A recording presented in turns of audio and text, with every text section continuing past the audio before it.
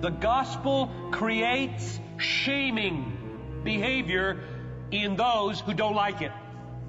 That's their only defense, to shame you.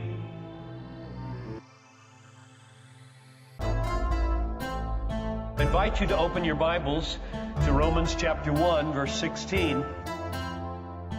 For I am not ashamed of the gospel, for it is the power of God for salvation to everyone who believes, to the Jew first and also to the Greek. You see, believing and preaching the gospel is what's bringing shame onto Paul. Before this verse functions to deliver him from shame, it functions to shame him. Let me just give you some examples of how this works for the Apostle Paul. 2 Corinthians 11:23, when he preaches the gospel, in far more labors, he says, I am in far more labors, in more imprisonments, beaten times without number, often in danger of death. 5 times I received from the Jews 39 lashes. 3 times I was beaten with rods. Once I was stoned. 3 times I was shipwrecked.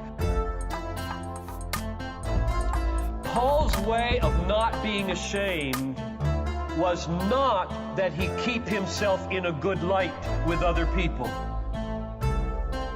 It was not that he had enough savvy so that he could always maneuver his way through life, getting people to approve what he did. That's one way to avoid the shame problem in the world. Always calculate your behavior so that people like you. You will be a slave if you do that. You will be a second-hander and in bondage all your life long if you try to avoid shame by pleasing other people. Jesus looked at shame in the face and said, I despise you. I despise you. I will not yield to you. I will not give you any satisfaction. You may do with me whatever you please in the short run. I will not obey you. I will not follow you. I will not give in to you. I despise you, shame, and I will not let you rule me.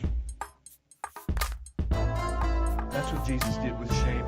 He despised shame. He gave shame no place. And with every truckload of shame that was dumped on Jesus, he said, I despise it all. I will give it no space in my heart. I will not be ashamed of my Father.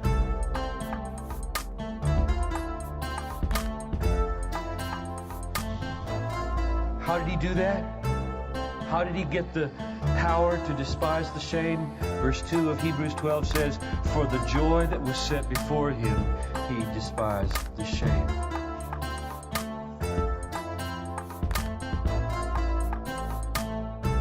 So how are you going to overcome your feelings of shame today and tomorrow and the next day? You're going to say this.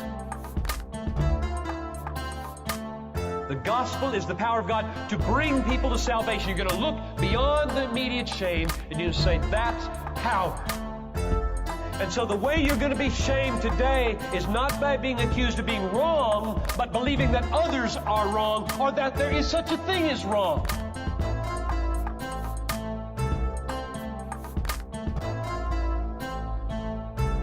So mark it. Here's my closing word. You will be shamed for the gospel, but you do not have to be ashamed of the gospel.